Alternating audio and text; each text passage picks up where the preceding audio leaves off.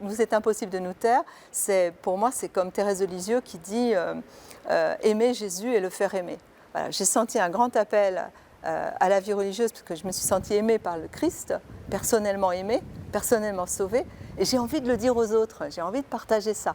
Mais je ne vais pas leur dire comme ça, directement, de but en blanc. Donc je vais me mettre à leur service.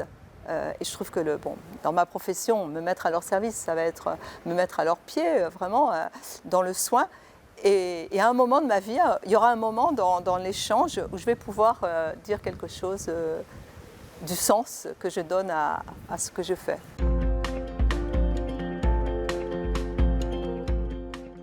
Je pense que notre monde aujourd'hui a besoin les gens qui nous entourent, ont besoin de sens.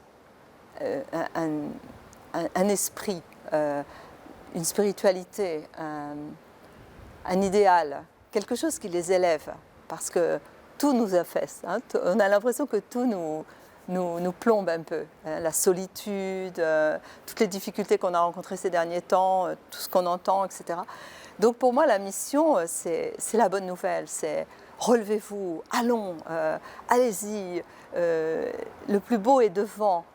Vous êtes aimés, le Seigneur vous donne tout, vous êtes aimés. C'est un peu ça que je voudrais dire pour la mission aujourd'hui, un peu un élan non moralisateur, non oppressant, il n'y a pas de il faut le faire, etc. C'est un désir intérieur, c'est une flamme intérieure.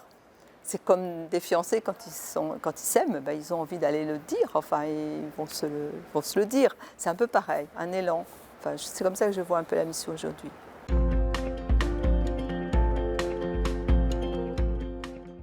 Je crois que le premier encouragement, ce serait de faire prendre conscience à la personne qu'elle est peut-être déjà missionnaire.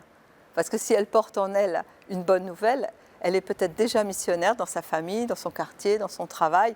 Et peut-être de faire prendre conscience aux personnes qui nous entourent qu'elles sont déjà missionnaires, et ça va les encourager à l'être encore plus.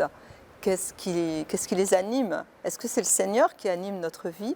Est-ce que c'est l'Esprit Saint qui nous aide à faire des choix, à poser des actes? Ou est-ce qu'on se laisse emporter par la publicité, par la vie, etc. C'est peut-être à ce moment-là qu'on devient missionnaire, quand on se sent qu'on a quelque chose à dire au monde. Et là, je rejoindrai le thème de la Semaine missionnaire mondiale. Il est impossible de nous taire. On a quelque chose à dire au monde.